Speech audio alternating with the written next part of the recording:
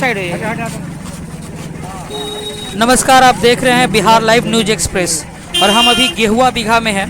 यहाँ गेहुआ बीघा के आगे एक ब्रिज है और ब्रिज के पास इंदौर के मुखिया विनय पटेल के ऊपर जानलेवा हमला हुआ है।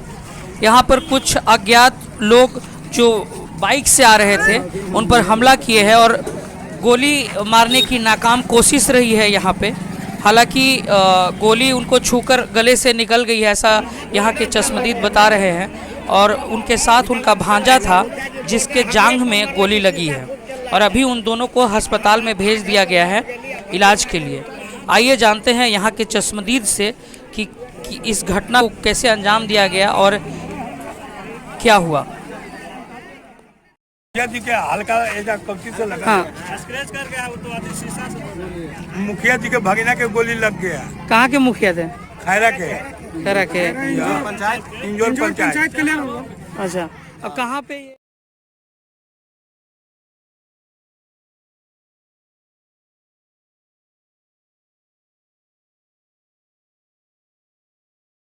कभी ये जो विनय पटेल जी मुखिया जी हैं इंजौर पंचायत के, उन पर हमला हुआ है। ये मंदिर का कुछ काम से गए थे, काम करा के वहाँ से अपने भांजे के साथ स्विफ्ट गाड़ी से निकल रहे थे। रास्ते में रोक के इनके ऊपर हमला किया गया है। इसमें इनके भांजे को गोली लगी है पैर में।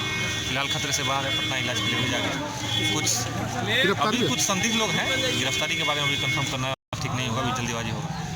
बाकी हम लोग जाँच कर रहे हैं, काफ़ी सारा एंगल इसमें सामने आ रहा है, उसके ऊपर जांच करें। घटना स्थल से कोई गोली का खोखा कितने बरामद हुआ? अभी कंफर्म आपको हम जब हम खुद पीओ पे गए तो उस समय बरामद नहीं हुआ था। अभी दोबारा हम लोग एक बार जाके सर्च करते हैं, जो होगा आपको बताएं।